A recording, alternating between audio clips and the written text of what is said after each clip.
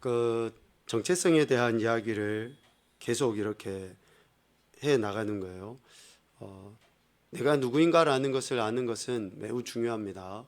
그래야지만이 삶이 그렇게 움직여져 가는 거예요. 자, 오늘 여기 있는 저와 여러분의 정체성이 뭔가, 나의 정체성이 어떻게 되는가? 첫 번째는 성도예요. 성도. 거룩한 무리. 이 거룩한 무리라고 하는 것 속에는 공동체성이 포함이 되어 있는 거죠. 공동체성이 포함이 되어 있습니다. 그래서 우리 인생은 혼자 살 수가 없어요. 공동체를 이루며 살 수밖에 없다. 그리고 내 믿음이 참인지는 어디에서 증명되어 보여지는 겁니까? 공동체에서 증명되어 보여지는 거예요. 그래서 성도라는 그 이름은 굉장히 대단한 축복입니다. 어느 누구든지 가질 수 있는 이름이 아니에요. 누구든지 가질 수 있도록 하시지만 누구든지 가질 수 있는 이름이 아니죠. 그래서 성도, 거룩한 무리, 첫 번째 우리의 정체성이라고 할 수 있고요. 또 두 번째는 하나님의 자녀, 하나님의 자녀. 예수 그리스도의 피로 맺어진 영적인 혈연 관계, 영적인 혈연 관계. 예수 그리스도의 피로 맺어진. 그러니까 예수 그리스도의 피가 없는 그러한 하나님의 자녀는 있을 수가 없어요. 그러니까 전적으로 우리가 예수 그리스도를 믿는다라고 할 때는 그분의 피, 그래서 내가 하나님의 자녀가 됐다라는 그런 확신. 그래서 하나님의 자녀가 오늘 우리의 정체성이다라는 것이죠. 세 번째로는 하나님의 백성, 하나님의 백성.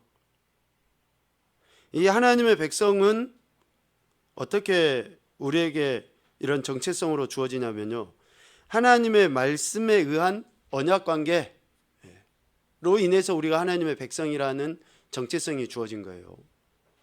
그러니까 그분은 왕이셔요. 실제로 왕은 어떻게 통치합니까? 왕이 막 일일이 다니면서 하질 않아요. 딱 그 의자 뭐라 그래요? 거기에 앉아서 말만 해요. 말 한마디만. 그런데 말 한마디면 신하들이, 백성들이 일사불란하게 다 이렇게 움직여져 가요. 그러니까 우리가 하나님의 백성이라고 하는 것은 뭡니까? 그분과의 그 관계 안에서 그분의 말씀에 따른 언약의 관계로 이루어진 거예요. 언약의 관계. 그러니까 우리가 하나님의 백성이라고 이야기를 하는데 그분의 말씀을 중요하게 여기지 않으면 어떻게 됩니까? 백성으로서의 정체성이 맞지 않는 거예요. 그래서 세 번째는 하나님의 백성, 그리고 네 번째는 그리스도인이 우리의 정체성입니다. 그리스도인.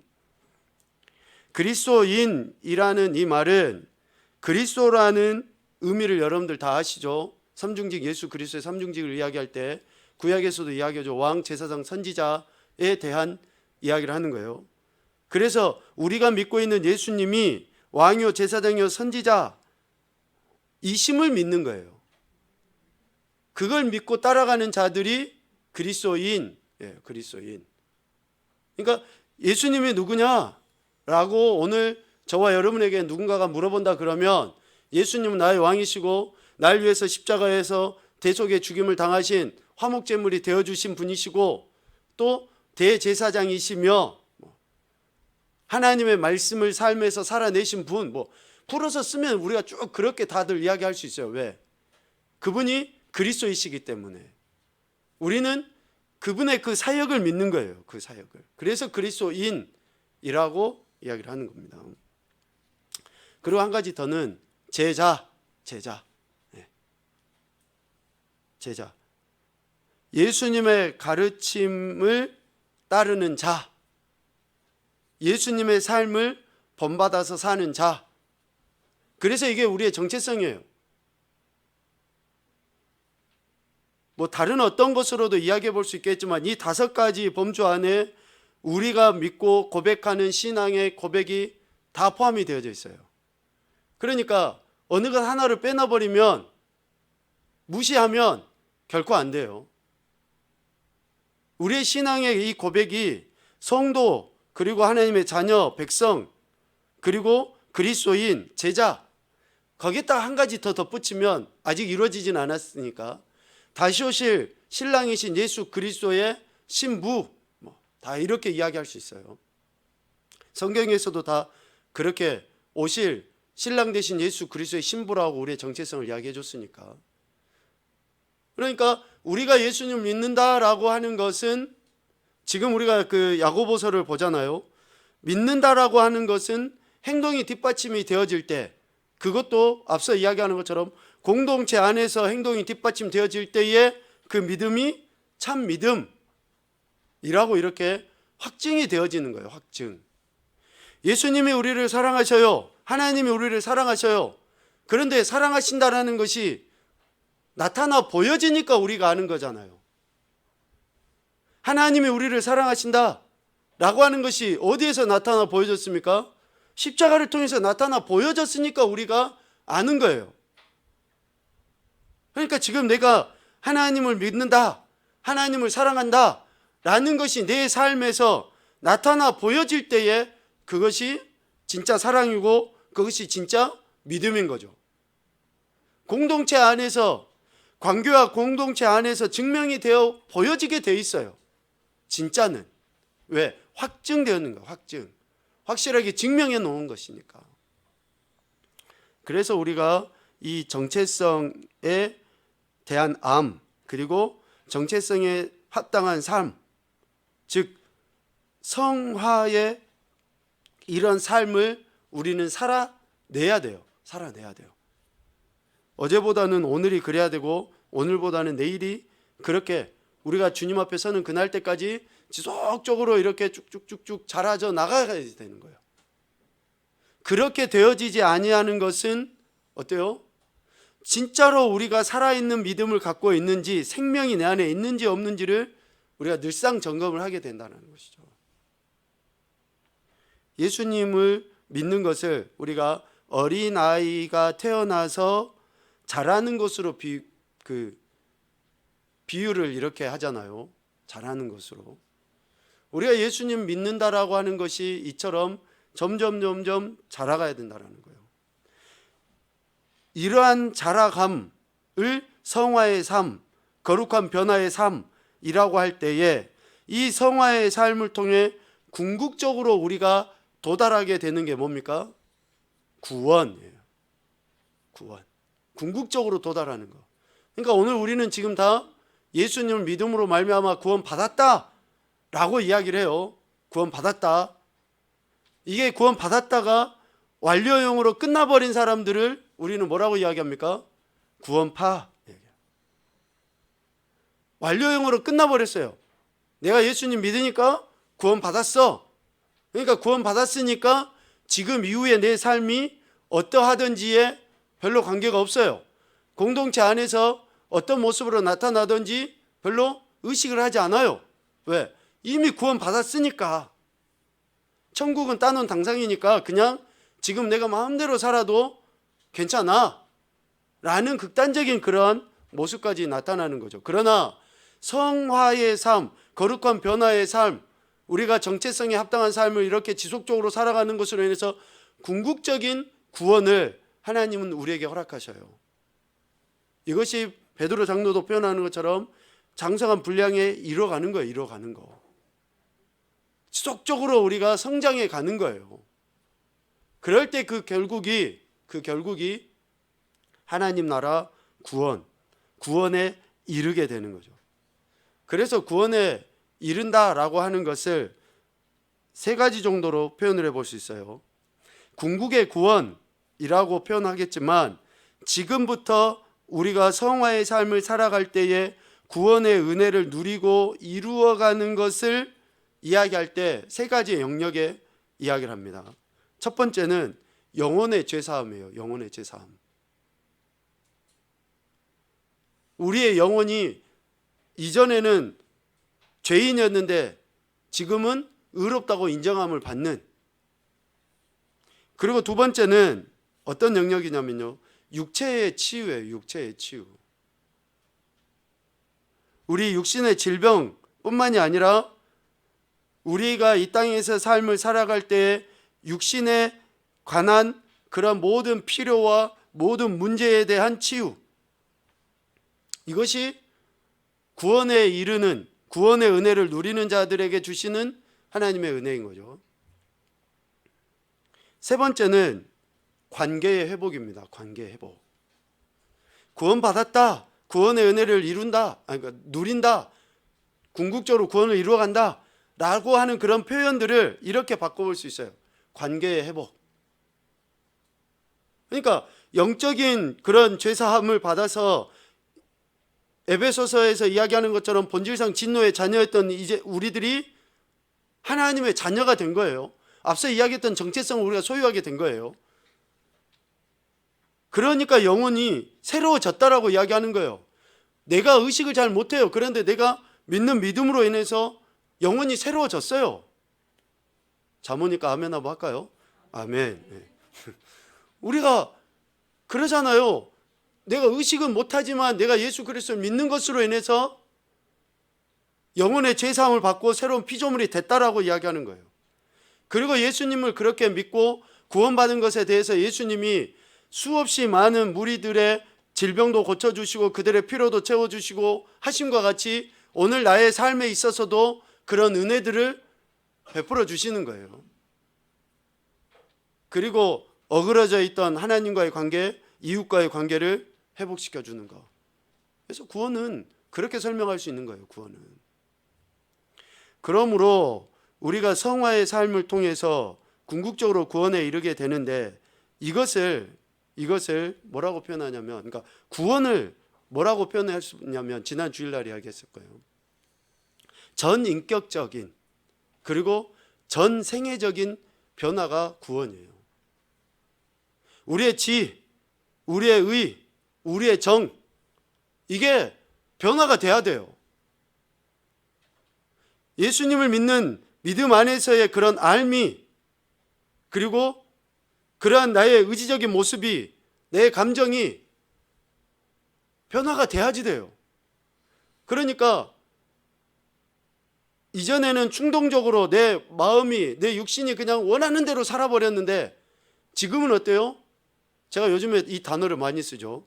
좀 눈치가 보이는 거예요. 이제 하나님 눈치도 보이고 믿는 사람, 믿지 않는 사람 눈치가 좀 보이는 거예요. 그러니까 행동도 더 조심해지게 되고 그렇게 하면서 점차적으로 내가 옳지 않은 것들을 멀리하게 되는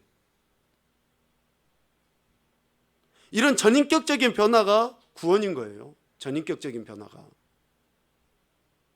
할 수 있어요. 그냥 죄를 짓는데 할 수 있고 우상에게 바쳐진 고기 먹을 수도 있고, 그런데 내가 하지를 않는 거예요. 하지를 않는 거. 성령의 열매인 절제를 여러분 오해하시면 안 돼요. 성령의 열매인 절제를 그냥 내가 가만히 있는데 성령님이 확 틀어 잡아가지고 아예 다리목에 확 불러가지고 내가 못하도록 만드는 것을 성령이 주신 절제라고 이야기하면 여러분 큰 착각이에요. 성령님이, 인격적이신 성령님께서 그렇게 하시나요? 아니에요. 내 안의 의지를 꺾으셔서 내 안의 의지를 자꾸 하나님의 말씀을 주셔서 자극을 시켜서 그 말씀이 내 생각을 지배하도록 하셔서 내가 그것을 하지 않도록 그렇게 성령님께서 우리 안에, 우리가 흔히 쓰는 용어 있잖아요. 감동, 감화. 내 안에서 감동, 감화하셔서 내가, 내 의지가 그렇게 발동이 되는 거예요. 발동이. 그러니까 내 육신의 의지는 여전히 죄를 쫓아가게 돼 있고 여전히 그것들이 막 좋은 것처럼 느껴지지만 눈치가 보이니까, 이 공간 안에 하나님이 계시니까, 그래서 절제가 이루어지는 거죠. 그러니까 전인격적인 변화가 일어나게 되고 전생애적인 변화가 일어납니다. 과거, 현재, 미래. 우리의 전생애가 변하게 돼 있어요. 그러니까 예수님 믿으면 우리 안에서는, 또 우리의 관계성 속에서는, 환경 속에서는 이런 실질적인 변화들이 일어나게 돼 있는 거예요. 안 일어날 수 없어요. 왜 안 일어날 수 없냐? 목사님, 아무리 해도 상황이 안 바뀌어져요. 아무리 해도 저 사람 저 인간 안 변하네요. 근데 왜 우리가 변화되고 바뀌었다라고 이야기해요? 왜 전 생애의 변화라고 이야기합니까? 뭐가 바뀌어서? 뭐가 바뀌어서요? 뭐가 바뀌어서? 뭐가 바뀌어서 변화된 거예요? 뭐가? 아니 저 사람도 안 변하고 이런 환경도 안 변하고 10년, 20년, 30년 진짜 내가 주구장창 하나님 앞에 기도하고 말씀 읽고 한다고 하는데 사람도 안 변하고 환경도 안 변하고 막 그랬어요. 그런데 어떻게 전생애적인 변화라고 이야기해요? 뭐 때문에? 아멘. 내가 바뀌었잖아요. 내가 바뀌어서 변화된 거예요. 내가 바뀌어서. 우리는 환경이 바뀌어지고 사람이 바뀌어지고 하면은 그것이 바뀌어졌다라고 이야기하는데 여러분 그렇지 않아요. 내가 바뀌어지는 것이 변한 거예요. 그것이 하나님께서 우리를 구원해 주심의 핵심적인 이유예요. 내가 바뀌어지면은 다 바뀌어지는 거예요. 여러분 우리 좀 예수님 믿는 사람들이 이런 고차원적인 생각을 하고 있어야 돼요. 세상 사람들도 이런 말을 쓰더라고요. 세상 사람들도 정말 이런 엄청난 영적인 진리의 말씀들을 우리가 알고 그렇게 살아야 돼요. 이게 큰 축복이거든요. 그래서 우리가 이런 정체성에 맞는 삶을 살 때 하나님께서 우리에게 주시는 전인격적인 변화와 전생애적인 변화인 구원의 은혜를 어디에서 누리게 하시냐면요. 어디에서? 공동체 속에서 누리게 하셔요. 그 공동체 속에서. 그래서 사도 바울이 예수님 믿는 자들에게 주신 직분이 뭐라고 이야기했습니까? 화목해 하는 직분, 직책이라고 했잖아요. 그럼 화목해 하는 직책과 직분은 어디 산속에서 자기 혼자요? 아니에요. 세상 한가운데서, 그 세상 한가운데 가장 큰 세상이 어딜까요? 가정이에요. 가정. 가장 큰 세상이 가정입니다. 산전수전 다 겪을 수 있는 공간이 가정이에요. 네. 정말 다 겪을 수 있어요. 가정은. 그 가정 공동체 안에서 전인격적인 변화와 전생애적인 변화가 일어나는 거예요. 그래서 사도 바울은 오늘 에베소서 말씀 또 골로새서의 이런 말씀들을 통해서 가정 공동체에 대한 이야기를 합니다. 이 가정 공동체에 대한 이야기는 아내와 남편이 어떤 태도를 취해야 한다라고 하는 그 이야기의 핵심을 두질 않아요. 이 이야기의 핵심은 아내는 남편에게 복종해라, 남편은 아내를 사랑해라 라고 이야기를 하고 있어요. 그러니까 이렇게 이야기를 하고 있어요. 이 표면적으로. 그런데 이 이야기의 핵심은 남편과 아내의 관계를 이야기하고 싶은 것이 아니라 교회와 그리스도의 관계를 이야기하고 싶어서 이야기를 한 거예요. 교회와 그리스도의 관계, 그리스도와 교회의 그러한 그 상관관계를 이야기하면서 우리에게 이러한 삶의 태도를 취해야 된다라고 이야기를 하는 거예요. 남편이 없는 사람은 어째요? 아내가 없는 사람은 어째요? 그럼 하나님 이 말씀이 우리하고 상관이 없네요. 여러분 그렇지 않아요. 이 말씀을 그래서 우리는 어때요? 교회와 그리스도의 관계, 그리고 또 우리는 이제 가정을 이루고 사는 자들이 남편과 아내의 그 관계성 속에서 그리스도께서 교회를 어떻게 대했는지, 또 교회가 어떻게 그리스도께 순종했는지를 보면서 우리는 그 관계 안에서 우리에게 적용해 나갈 뿐인 거예요. 자, 이 말씀으로 한번 좀 봐보고 갑시다. 부부 사이에 지켜야 할 그런 진리의 말씀인데 기준은 그겁니다. 남편과 아내를 그리스도와 교회로 비유를 해서 지금 표현을 한 거예요. 남편이 예수 그리스도시고 아내가 교회다라는 식으로 지금 이야기를 한 거죠. 그래서 먼저는 아내는 남편에게 어떻게 해야 된다라고 오늘 이야기를 합니까? 22절에 복종해야 된다. 아내는 남편에게 복종해야 된다. 그 복종하는 것에 대해서 누구에게 하듯 죽게 하듯 해야 된다라고 이야기하는 거예요. 그래서 고린도전서 11장에도 그렇고 디모데서 2장에서도 이런 남편과 아내의 그 관계에 대해서 이야기합니다. 왜 아내가 남편에게 복종해야 되는가? 라는 것은 남편이 아내의 머리가 되기 때문에 그러는 거예요. 머리가 되기 때문에. 그리스도가 교회의 머리인 것처럼 남편도 아내의 머리가 되기 때문에 복종해야 되는 거예요. 남편이 돈을 많이 벌어서 복종해야 된다? 아니에요. 남편이 자기보다 더 많이 배워서 복종해야 된다? 아니에요. 남편이 돈을 못 벌 수도 있고, 남편이 자기보다 믿음이 덜할 수도 있고, 남편이 자기보다 좀 덜 배울 수도 있고 그래요. 그런데 복종해야 될 이유는 뭐예요? 뭐 때문에? 머리이기 때문에 그러는 거예요. 머리이기 때문에. 아멘을 하면 더 좋은데 안 해도 뭐 제가 그냥 다 이해하고 넘어가겠습니다. 아내들이 아멘을 안 하면 뭐 어쩔 수 없는 거니까. 몸인 아내는 머리에게 복종을 하는 거예요. 왜? 머리의 역할이 있잖아요. 지식이라든지 방향감이라든지 또 이런 분별력이 머리를 통해서 있어요. 그러니까 머리에게 복종을 해야 되는 거예요. 그리고 머리는 몸을 살게 해요. 머리는 몸을 살게 합니다. CG로 좀 표현이 그렇지만 우리가 식물인간 뭐 이렇게 이야기하잖아요. 그러면 그 사람이 몸을 못 움직여요. 그런데 왜 몸을 못 움직이느냐? 머리가 역할을 못 하니까 몸이 못 움직이는 거예요. 몸은 정말 튼튼해요.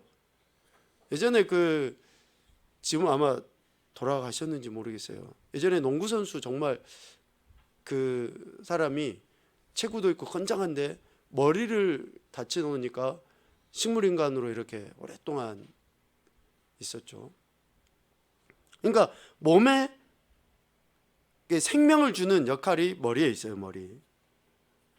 그리고 무엇보다도 왜 머리인 남편에게 복종해야 되냐면 창조 질서예요. 질서 따라 하는 거예요. 그러니까 이 질서와 원리를 위배하면은 문제가 생기거든요. 그래서 머리의 역할에 의해서 복종하는 거예요. 우리가 권위 원리에 대한 이야기를 이렇게 많이 했잖아요. 권위자가 어떠하든지 관계없이 권위자이기 때문에 하는 거예요. 권위자의 인격을 보고 우리가 순종하는 게 아니에요. 권위자의 직분 때문에 순종을 하는 거예요. 권위자가 그냥 막 성격이 막 이렇게 좋지 않아. 그러니까 우리가 복종 안 해. 뭐 이러는 것은 문제가 있는 거예요. 그래서 아내는 남편에게 복종하라 라고 하는데 죽게 하듯 하라는 거예요. 죽게 하듯. 그러면서 그 아내가 복종해야 될 그 대상과 범위를 분명하게 정해줘요. 오늘 22절에 보면 죽게 하듯 하라 라고 이렇게 이야기하죠. 그러면서 그 복종의 대상이, 아내의 복종의 대상이 남편과 주님이시다 라고 이렇게 이야기하고, 24절에 보면 아내들이 복종해야 될 범위가 어디다 라고 이야기하냐면 범사라고 해요. 범사에 복종을 해야 되는 거예요. 지금 아내들도 아멘 안 하니까 이따 남편들도 아멘 안 할 텐데, 범사에 복종하는 거예요. 범사에. 책임지세요. 이제 아멘 했으니까. 그래서 이 아내가 복종해야 될 대상인 주님과 남편 그리고 범사는 그 기준이 뭐냐면요, 교회가 그렇게 하는 것에 의한 것이 기준이 되는 거예요. 교회가 그렇게 하는 것이.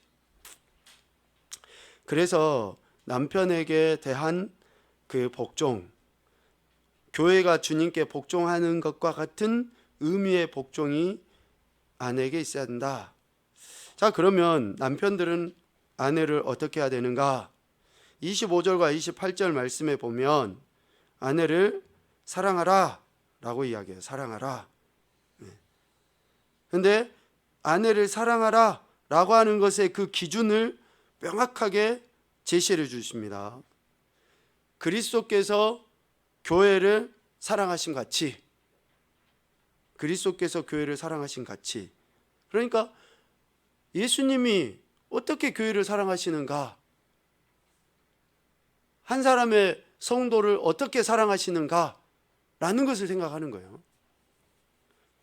그리고 두 번째로는 그리스도께서 교회를 위하여 자신을 주심 같이 사랑하는 거예요. 교회를 위하여 자신을 주심 같이 사랑하는 거예요. 그러니까 사랑은, 남편이 아내를 사랑하는 것은 밥 잘 차려주고 애기들 잘 돌봐주고 해서 사랑해, 그런 정도의 문제가 아니에요. 그럼 밥 못 차려주면 사랑 안 해. 오늘 저녁 식은 밥 먹었어, 사랑 안 할 거야. 이게 아니에요. 그러니까 기준을 명확하게 지금 이야기하고 있어요. 아내가 남편에게 복종하는 것도 주님이시고, 또 남편이 아내를 사랑하는 것도 기준이 뭐예요? 주님이시라는 거예요. 그냥 요즘 우리가 하는 표현으로 하나님 말씀이 기준이 돼야지 되는 것이지, 내 감정이, 내 생각이 기준이 아니에요. 사랑하고 복종하는 것은요, 우리의 감정이 아닙니다. 감정으로 하는 게 아니에요. 하나님의 말씀은, 하나님의 명령은 우리가 무조건 순종하는 것이지, 우리의 감정, 상황, 환경에 따라서 아니에요.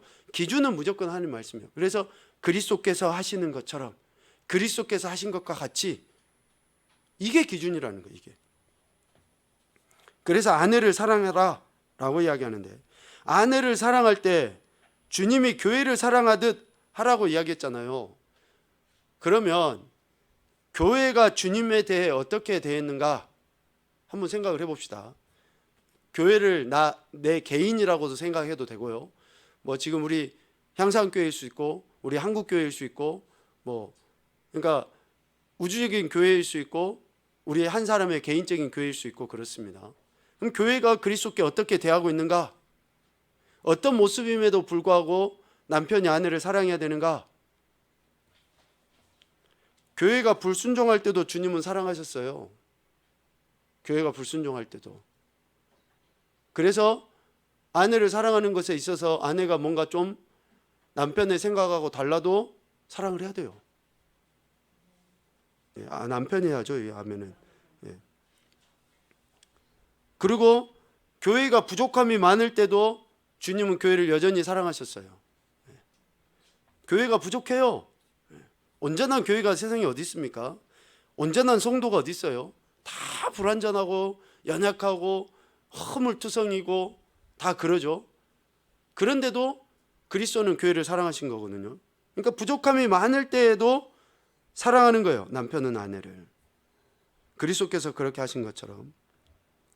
그리고 또 하나는, 교회가 주님의 뜻대로 잘 안 해도, 불순종할 때도 뭐 마찬가지지만 주님의 뜻대로 안 해도 사랑하셔요. 끝까지 참고 인내하시고 기다리시고 또 기회를 주시고 그렇게 사랑하셔요. 그러니까 아내가 남편의 뜻대로 잘 못해요. 맞춰주지 않아요. 그래도 사랑해야 돼요. 정말 힘들고 어렵죠. 무거워요. 어느 누구도 자유로울 수가 없죠. 저도 그렇지만. 그래서 아내는 남편은 아내를 이렇게 사랑하는 거예요. 자, 근데 여러분 봐보세요. 누가 손해인가요? 남편이 손해예요? 아내가 손해예요?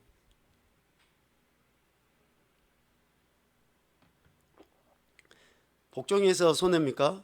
아니면 이렇게 부족하고 이렇게 그런데도 사랑하는 게 손해예요? 뭐가 손해예요? 똑같아요. 복종하다라는 그 말의 헬라어의 의미 속에는 듣기 위해서 아래에 자기 자신을 두다라는 그런 의미가 있어요.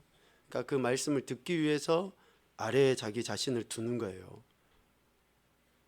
사랑의 의미는 뭡니까? 아가페의 의미는 자기 자신을 내어주는, 예수 그리스도의 사랑을 그래서 우리는 아가페라고 이야기하잖아요. 자기 자신을 내어주는 거예요. 그러니까 똑같습니다. 복종하는 거나 사랑하는 거나. 그래서 누가 이것을 요구하고 할 수 있는 것의 성질이 아니에요. 그러므로 아내도 남편에게 복종하는 것이 그리스도가 중심인 것처럼 남편이 아내를 사랑하는 것도 그리스도가 중심이 되지 않으면 안 되는 거예요. 그래서 각각이 남편이 하나님 안에, 그리스도 안에, 아내가 그리스도 안에 있지 아니하면 진정한 복종과 사랑이 이루어지질 않아요. 그래서 가족 공동체, 즉 전인격과 전생애의 구원이 우리 가정 공동체 안에서 이루어지기 위해서는 남편이나 아내나 각각이 그리스도 안에서의 이러한 삶을 살아가려 할 때, 그래서 더 혹 믿음이 없는 남편이나 믿음이 없는 아내라 할지라도 그렇게 은혜로 같이 이렇게 해 나가는 거죠. 자, 마지막 결론으로 한 가지 이야기합시다. 우리 베드로전서 3장 7절 말씀을 같이 읽어보겠습니다. 시작. 남편들아, 이와 같이 지식을 따라 너희 아내와 동거하고 그를 더 연약한 그릇이요 또 생명의 은혜를 함께 이어받을 자로 알아 귀히 여기라. 이는 너희 기도가 막히지 아니하게 하려 함이라. 아멘. 자, 그리스도와 교회의 관계에 대한 이야기를 남편과 아내로 표현을 했습니다. 그래서 부부라고 이야기하는 거예요. 부부는 오늘 베드로전서 3장에서 이야기하는 것처럼 생명의 은혜를 함께 이어받을 자예요. 생명의 은혜를 함께 이어받을 자, 구원이라고 할 수 있죠. 그래서 구원의 은혜를 함께 나누는 그 관계가 부부입니다. 두 번째는 하나님과의 관계가 막히지 않게 해야 돼요. 서로 간에 기도라고 지금 표현을 했는데 하나님과의 관계가 막히지 않도록 상호 간의 그러한 소통의 역할을 해줘야지 돼요. 그래서 부부는 구원받고 구원을 이루어가게 하는 최상의 동역자입니다. 최상의 동역자예요. 그래서 우리가 예수 그리스도 안에 있는 것이 궁극적으로는 하나님 나라의 은혜를 누리는 가장 최고의 그 방법인 거죠. 이 에베소서의 말씀을 이야기할 때 그냥 단순히 우리가 가정의 부부로만 국한시키지 않고 그리스도와 교회의 관계, 또 그리스도와 성도인 나와의 그 관계를 지금 더 강조해서 이야기하는 이유는 여러분의 가정 안에서의 남편과 아내의 그 관계를 그리스도와의 그 관계로 이렇게 봤으면 좋겠다라고 지금 이 이야기를 같이 나누는 것입니다. 그래서 그리스도와의 관계를 더 명확하게 하기 위해서 우리는 눈에 보이는 남편이나 아내나 그 관계성 속에서 우리가 복종과 사랑이 이루어져야지 된다라는 것을 이야기를 합니다. 힘들고 어려운 이 시대에 제가 마지막에 말씀드린 것이 있죠. 구원을 받고 구원을 이루어가게 하는 최상의 동역자는 부부다. 또 우리 믿음의 지체들이다 라는 것들을 꼭 여러분 기억하셔서 날마다 하나님 말씀 안에 거하시고 그 말씀을 통해서 구원의 은혜를 좀 이루어가는, 누리고 이뤄가는 그런 멋진 그리스도인이 되실 수 있기를 주님의 이름으로 축복합니다.